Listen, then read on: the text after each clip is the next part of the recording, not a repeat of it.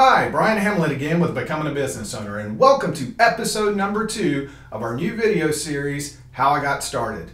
Now today you're going to learn something that all of us business owners face, and that is the challenges that come when what we have planned isn't exactly what happens. So on today's episode we have a wonderful entrepreneur, Jennifer Burnham, that you're going to learn about her and her business, but what you're also going to see is a little bit of technical difficulties. Sometimes us as business owners, we just can't plan what's going to happen. I had the video camera all set up. Everything seemed to be working fine. Come back, watch the video, and I'm frozen like this. So you're going to have to look at a pretty picture of my mug, but all the information that Jennifer gives to us, it's fantastic, wonderful advice. So I hope you stick around and watch episode number 2 of How I Got Started. Welcome to another episode of Becoming a Business Owner's How I Got Started video series. Today we have the wonderful opportunity to speak to Jennifer Burnham, who's the owner of Pure and Simple Organizing. Jennifer, thank you for being on the show. No, you're welcome. Thanks for having me. And what we're going to do for anyone who has not watched this show is the purpose of this show is to help capture the story of other entrepreneurs and business owners just like us, of how they got their business started, what some of the challenges they faced it, and I've shot over some questions to Jennifer, but I may try to shoot one or two to trip her up as we go. So we'll dive right into it. Okay, Jennifer, give us the story about how you came up with the idea for your current business. What was the motivation behind it? Well, I decided to go back to school and get my MBA as I thought I wanted to be a college professor. And luckily for me, I'm fairly involved with school, and I won the opportunity to have some business coaching. And throughout the business coaching, I remember the first day, she said, so Jennifer, you want to be a professor? And I said, absolutely. And she said, well, if the world was perfect and you didn't have to worry about money or anything, what would you do? And I said, I would be a college professor. You know, I mean, once I make my mind up, I tend to stick to it. And so she kept poking and asking a couple questions. And she said, would you ever own your own business? I said, oh, goodness, no, I am not, risk taker. There's no way. And she kept asking, and I said, well, I really like to organize, so it would be really cool to have my own organizing company. And she never let me, forget it. She gave me homework saying, let's do some research. Let's find out if there's any professional organizations to join.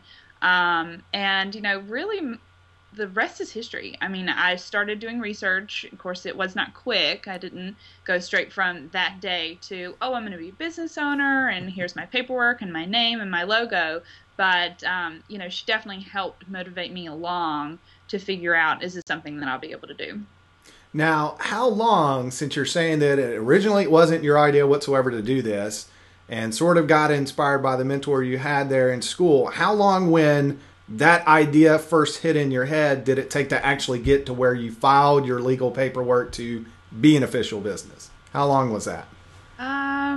About a year and 3 months. Okay, so you actually were still going through school and doing a lot of, I guess, prep work in between before you actually started the business. Yeah, I spent about 3 months just researching the market, the industry, what were other organizers doing, how many were in Charlotte. It was kind of nice that I was in class at the time, so I would use some of my class projects and some of my classmates to help me along with the marketing plan or the business plan. But it took a lot of time because I do like to get research, and I wanted to know, what did the competition look like? What were they doing? If there were 400 organizers in Charlotte, I knew that there was no way I was going to do it. So then once I graduated, it took me about 3 more months to get the paperwork in. But so about a year and 3 months. I mean, it wasn't quick for me. But it sounds like you did a lot of research beforehand and competitive analysis and really got an idea of what it was going to take to do this business rather than just going straight into it. Do you think that really kind of helped you prepare? Well, I met with a lot of small business owners in Charlotte. Part of the business coaching was I had to find a mentor, and I have to say that was probably the best thing that I've had to do.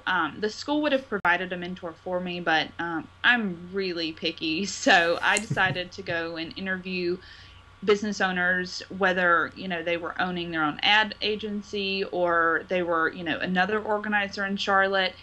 And so I spent most of the summer this was in, I guess, last summer, interviewing business owners, asking them questions.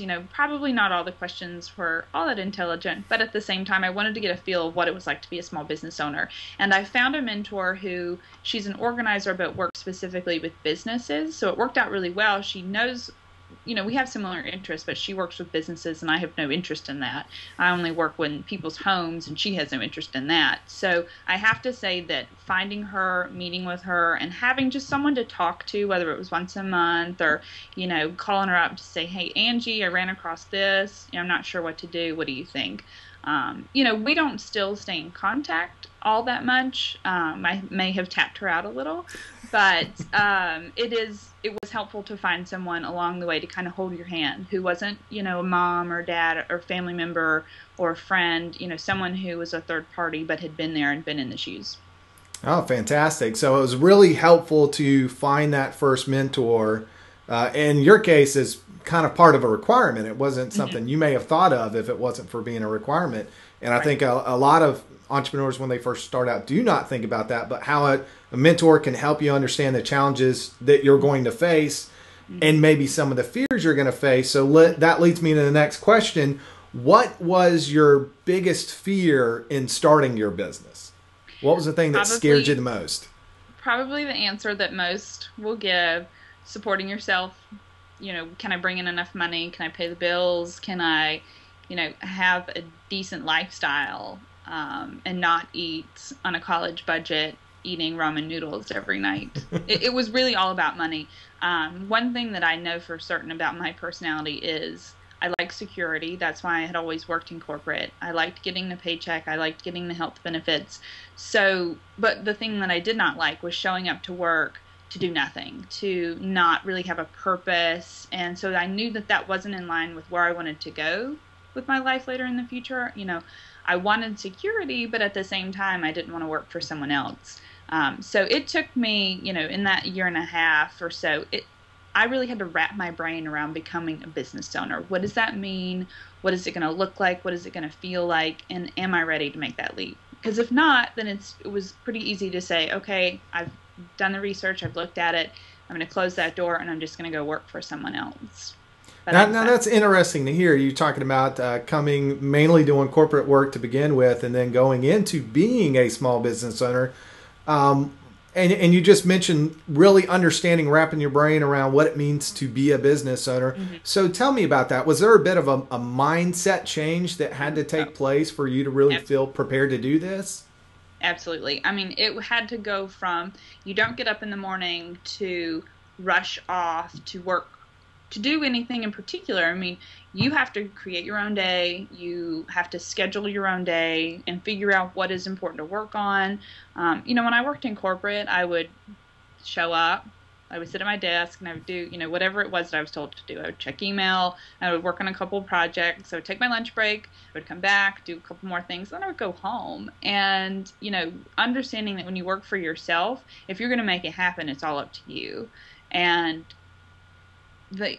definitely the security part, wrapping my brain around how am I going to sustain myself, and then learning and doing a lot of reading on, if you find your passion and you go for it, then life is more complete for you. So even if you're not making $150,000 a year, you're okay with making the 70, which is, whatever your passion is bringing in at that point. So that was definitely a mindset change to say, oh, you can have a passion and you can like what you do for a daily basis. You don't have to work for someone else, every day until you retire. You don't have to look forward to retirement. You can look forward to what you're doing today. That's great. Now, was that a motivation change? I want to kind of feed off that a little bit. The fact that sort of that discovering I can have a passion for something and actually make a living doing it, was that a big motivation to leave the corporate world and start on your own? Or was there something else that kind of drove that decision to shift from corporate working for someone else to being your own boss? That was pretty much the main motivational factor. I'd had jobs before that I liked, and I had jobs that I didn't like. And one thing that I knew was I wanted to go to work, and enjoy what I was doing, to have a purpose, whether it was working with students if I worked on campus and I was a college professor, or if I worked with, individuals, helping them become more organized. It's all about, in my opinion, it was all about finding the internal passion in your own mission and what your own passion is. And then is there any way that you can build upon it? And you don't have to. I don't think everyone should be a business owner, and not everyone wants to be. But if there's some way that you can motivate yourself enough to say, my passion is to help people, and it's through the skill set of organizing, and there is a market for it, because I had done the research to say there's not a lot of competition and I know what needs to be done to start a business, then let's see if I can make this happen. And so that's fantastic. That's really cool. And I think that's very beneficial for any person who's excited about starting a business or wants to hear that I can really see what the opportunity is, because I think for some, just lock in on what I can make out of this, not what I can do with purpose out of this, and how that becomes fulfilling. Now, I want to shift gears a little bit to inside of the business and some of the first decisions you had to make. So you're offering organization services, but how did you come to decide what exact services you would offer? Are there certain things you do within a home, or why residential and not commercial work? How did you make those initial decisions of what you would offer through your business? So I tend to not be a trial and error kind of person. I would rather gather all the research that I can and then make the most informed and hopefully right decision. And so right away, I did say, based on some research that I had done, I don't want to work with corporations. It's not where I want to be. I don't want to work in someone's office. So that's where I decided to go with residential. But what I offer and what I don't necessarily do, or, the additional services that I offer, for instance, if I was helping you organize and we cleaned out a whole room, I would take stuff to Goodwill for you. That's sort of an added benefit to what I do. That was sort of more trial and error. I don't necessarily work with elders. It's just because I'm not a good fit. There are other organizers in the area that do. And, the only way that I found that it wasn't a good fit was to try it out. Have a couple conversations, realize that I'm probably not going to help this person as much as I could or someone else could. And so you just sort of learn as you go. I definitely don't love that part about the business, because like I said, I'm not a trial and error kind of girl. I want to make the right decision and the best decision first, but I'm learning to let go of that. So, and especially on pricing, I've heard, right from the beginning, pricing is sort of an art. Mm-hmm. And you hear a lot of different things. I'd heard that I should charge, X, which was fairly low. And then I heard you should charge Y, and it was really high. And so some of it was a little trial and error. And I did some organizing jobs for free when I first started, just to get my feet wet, to say, is this going to work? Am I going to be any good at this? Am I going to be able to help people organize their home and get paid for it? And what are some things that I can learn along the way? So that was kind of nice too. I mean, even if you're building a website, you might want to build 2 or 3 free, or for a small fee, just to learn quickly, so you don't make mistakes when you're getting paid, good dollars. Now, you kind of covered something that was really important, and it's sort of the initial challenge everyone has to deal with starting a business. How do I price what I offer? So for you, it was a bit of trial and error to really determine what you were going to charge. But even beyond that, would you or would you not charge just getting started to see if that kind of got some initial clients rolling in? And how has that kind of worked? Is that something that you've now shifted over time after learning what the market would bear in terms of pricing? Or what are you kind of doing today with your pricing strategy? Well, the free clients didn't necessarily turn into paying clients, which is okay. It really, for me, was more about education. I wasn't taking the free jobs just so, they would eventually pay me, X price for whatever. I had tried a couple of different things, package pricing. For instance, like if you're an interior organizer or interior decorator, you charge, say, like $1,000 for the whole project. So I tried project rates and they didn't work out. Organizing is very personal, and it can be really slow or it can be really quickly. It just depends. So that was one strategy that I had to learn: package pricing or hourly pricing. That was a really tough decision to make. And on top of that was what to charge. When you talk to different business owners, different businesses allow for different price ranges. The market will only pay certain prices in certain industries. So if I was, cleaning someone's house, I would be paid this. But I'm not necessarily just cleaning, I'm helping someone organize. So my pricing strategy at first was set really low, thinking, well, I don't have any experience. I'm going to start low and then I'll raise my rates as I go. And I actually went back and said, that's probably not the best way to go about it. So I did it opposite. I said, this is what I want to make when I have experience and I have tons of clients coming in, and I'll offer promotional discounts and bring it down a little. But that way they see on the invoice, this is the price that I would be paying, but I get a deal today. But maybe if I call her in a year, I don't get that same deal. And so there's really not a sticker shock. That was a tough decision to make, but I'm really glad that I did, because otherwise I would be, charging very low, which I don't want to do. And, eventually you don't want to be charging $20 an hour for work that you really should be being paid, $75 an hour for. So that it is an art for sure. Now that's very, very smart. The approach that you took, instead of starting at the bottom and working up, really saying, here's what I want to make, and offering a discount to begin with. It sounds like it would make sense in two ways. One, it helps you get closer to what you're looking to make off of this. Right. And then two, it automatically offers a promotional deal to any customers. They feel like they're getting something at a greater value because they're getting a discount off of it. But it also, I'm assuming, is going to allow you to raise your rates moving forward without, like you said, causing any kind of sticker shock. And so far, that's been working out well for you? Yeah, it's actually worked pretty well. No one said, oh my gosh, that's what you're going to charge, or that's what you normally charge. I mean, people seem to be very receptive to promotions. I mean, we're in that type of economy now where you look for coupons or you look for a deal. I mean, look at Groupon, look at Living Social. I mean, people just want it. And I think that there's other ways to go about it. You don't always have to discount your rate. You can do, if you wanted to buy, say, 10 hours of organizing with me, I would throw in 2 free. So, there's different ways to go about it. That's sort of the art of it. And the best learning opportunity for me on the art of pricing is asking others in the industry. I know there's a lot of laws around talking about how you price and what you charge, and I understand that. But at some point, you can give enough information to give someone an idea without throwing out hard numbers. I had talked to someone who was a web designer, and the rate that she gave me to charge was more what like a cleaning service would charge. And I thought, oh my gosh, I'm glad I didn't listen to her, because that's not the type of service that I want to portray. Sure. That's the other thing. Your price indicates the level of quality that you're going to provide. So I wanted to say, hey, this is going to be a beneficial service. You want to hire me because I'm going to do a good job.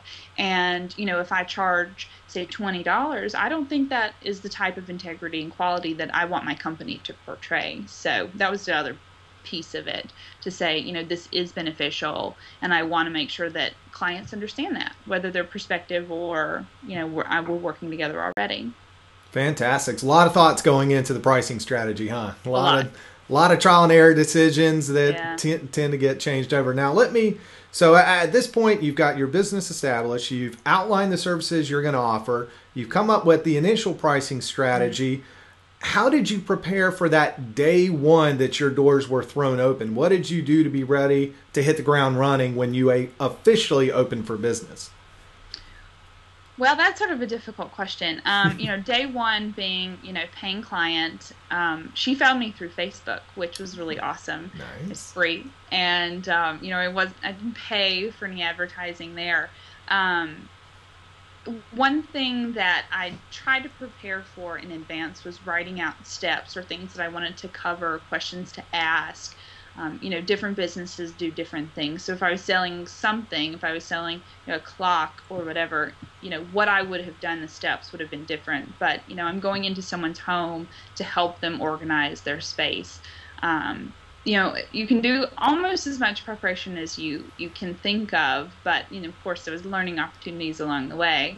But, I I had researched the target market enough to say, I will probably be working with women. Women tend to make the decision to hire someone, whether it's to paint or to clean their house or to work on the car. I mean, women just kind of take care of the home.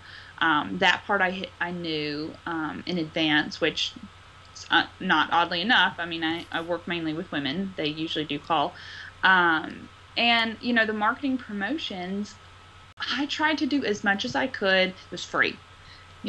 Facebook's free. Blog, you can set up a blog for free. Just trying to get your name out there and create an awareness online that's free. The website, that's not necessarily free, and you do need to have one.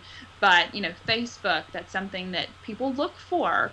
And, this one particular client, my very first paying client, God love her, she said, I looked at a couple other organizers on Facebook. I liked your style. I liked what you had to say. And you were updating things on a regular basis. That's the other important part. You can't have an online presence and it be old and stale. If your last blog post was October 31st, 2009, and it's now 2011, that doesn't send a very good message to prospective clients. So now you did a lot of online marketing and promotion to get the name out there, which is always great because it is free. It just takes, time. And you really mentioned the importance of consistency if you're going to take that approach.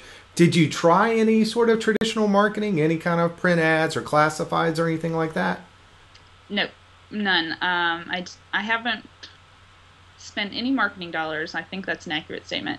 Other than buying a couple of things from Office Depot and that sort of thing. I did a few like festivals, fall festivals, where I may have spent a little money for a booth, but no traditional marketing. And my background is marketing, which, you learn, it's TV, it's ad, it's print. I just didn't think it worked, and I don't have the budget for it. If I had a budget to run $1 million commercial, every single day for 4 months, and I would, but that's just not in my budget. Print, maybe, but I've heard from so many other organizers, because I've reached out to the community to ask and learn, I think that's really key, that it just never really pays off. So I don't want to waste $400 on an ad in a paper and run it for a whole month in January, and I get no business. Organizers in Charlotte weren't extremely receptive to me, and that's okay. I understand that. It's a small market, small competition market, huge market potential, but not a lot of competition. So I actually reached out to other organizers in Portland, Oregon, to Charleston, to Nashville, and they were much more willing to give any answers or secrets of the trade because I'm not any direct competition to them, and that was a really big benefit for me. Wow. So did you actually connect to them online through Facebook or something to ask them the questions? Facebook and email. I emailed a couple questions, and then I would like their page afterwards, and would make a few comments here and there.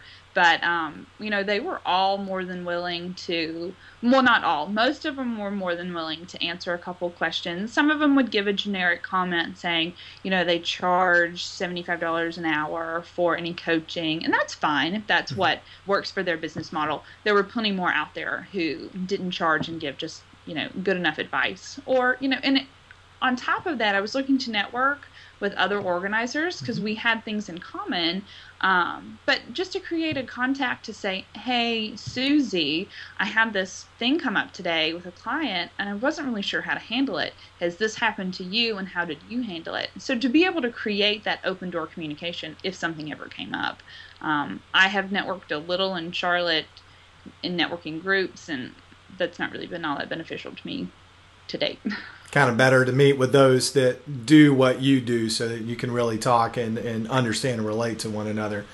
So Right. Give us an idea now. At this point, you got the business running. You're coming up to that first sale, the first big sale all the business owners are just waiting for. Can you tell us a little bit of what that was like? You mentioned she found you through Facebook, but now what happened when she first reached out to you and you actually started trying to pitch your services to her?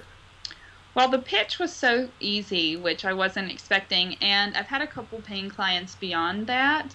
And it seems once they reach out, at least in my industry, when they reach out to you very specifically, they're pretty much ready to go. I even worked with one specific mom who found me on Angie's List. It was free for myself to list on Angie's List, but of course she's paying for her membership. And, I asked her, I said, have you talked to any other organizers? And she said, yeah, I have. They've given me some pricing. They've showed me a couple of things, but it's all about feel. And especially if you're selling a service, it's who you feel comfortable with. Luckily for me, if they reached out and said, hey, I checked out your Facebook, or I saw that you were on Angie's List and no one else was on Angie's List, I feel comfortable enough to where I'm going to work with you. Now, I have had some leads come in through different websites, and those haven't turned into any sales. And I think that's still, an example of clients still thinking that they might buy, but they're not sure. They're still gathering information, and I'm trying to tweak the information that I give, because it's all about motivating. Your marketing words should motivate someone to the call of action, to call you, to say, hey, I want you to organize my home, or hey, I would like for you to be my photographer for my wedding, or I want you to build my website, or whatever. So that's sort of the other thing, like building up to sales, is tweaking the tools on how do you bring them on board. How do you take someone from a lead to a new client? And then once they are a client, then what do? You reach out to them by phone, or maybe it's email, or maybe you set up a meeting with them. But, after the first sale, after you sort of get over that hurdle, the rest of them definitely aren't as bad. Okay, now that leads to a question, though. Have you ever had any horror stories with clients, or even going into a sale that you can share with us? Of course, not naming any names to protect the innocent. No, I haven't had any really bad horror stories. No. Most of the time it works out really well. The hardest part for me is managing expectations, and that might be where the horror story comes in of, they expect it to be done in a week or a day, or whatever the time frame is. Usually for me, they want it done in 2 days, and there's no way on earth I can organize a garage or an attic or whatever in 2 days. It's going to take longer than that. But, other than that, well, I have to say, and I'm going to digress for just a second, I had been, a value-added service of my organizing was I was selling items on commission, on eBay and things, on a consignment basis for my clients. And I've had plenty of horror stories on that. I quickly learned through trial and error that I need to kind of keep the consignment business down to a side business and not let that become, my full day-to-day, because it would take over my life. It literally would.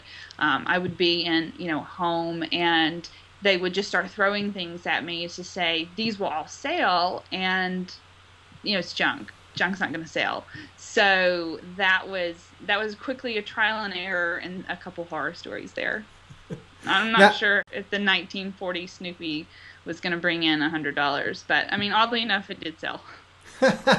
Well, that's interesting, though. You actually do bring up a valid thing to kind of focus in on when you're starting your business and you think you may see another opportunity, and sometimes those things take your eyes off the ball, and you actually face that. This was something that looked like it could provide some additional income, but you luckily realize, unfortunately some I think do not, that it was detracting from what your core business was. Was that sort of a knee-jerk reaction to get back to what you really intended to do and kind of take that down? Or how did that really hit you to make sure you went back to what you initially started out doing? Well, I love to sell things online. It's sort of a game to me. I love it. It was a hobby, and then it just naturally came into, this is something that I'm going to offer, and clients are going to love it. And they did like it, except for, over the course of, I think it was 4 or 5 weeks, when I was finding myself complaining about it and just realizing that, God, I spent my whole week selling things on eBay and dealing with all the things that go on with selling things on eBay, replying to customers, refund policies, return policies, it was a lot of work.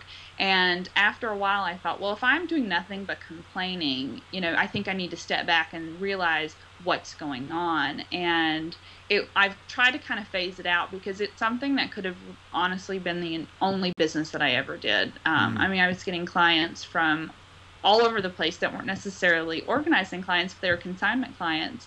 but it was just too much work, and that's not what my internal mission is. I want to help people, but it's not through selling their things on a consignment basis. It was through organizing. So I had to try and, muffle that a little. I still offer it, but I don't sell it quite so hard.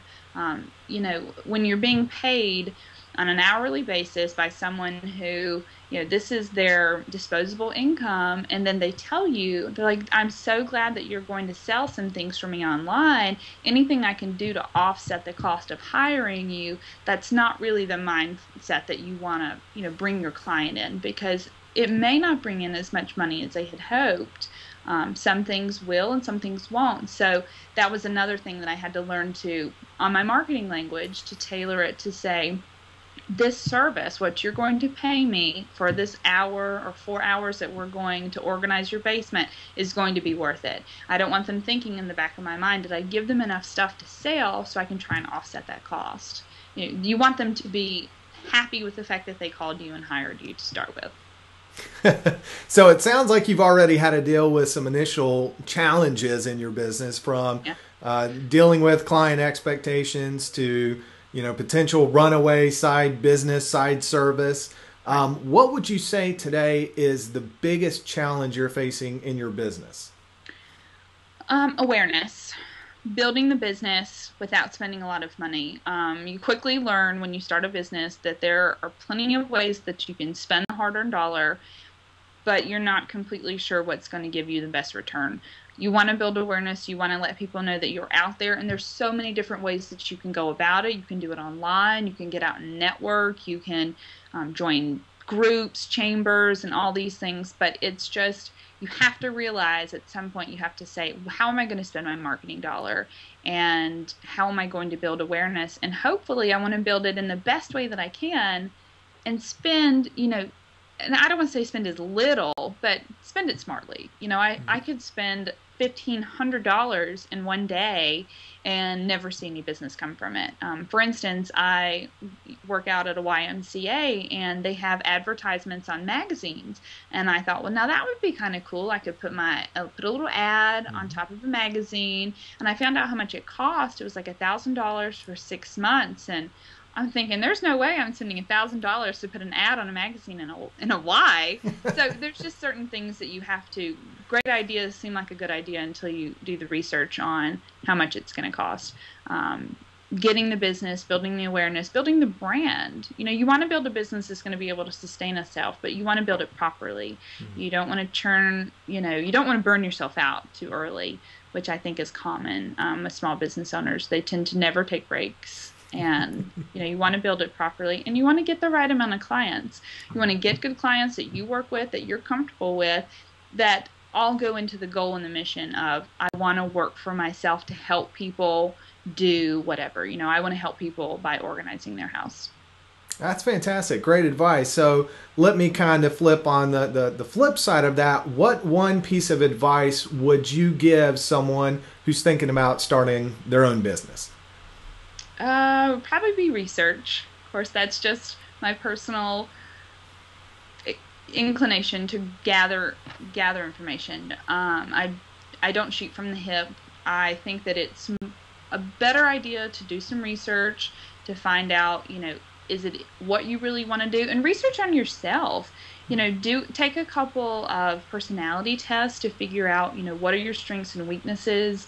Are you going to be good at working from home? Are you organized enough with your time to where you're going to be able to focus on it? And try it on for size.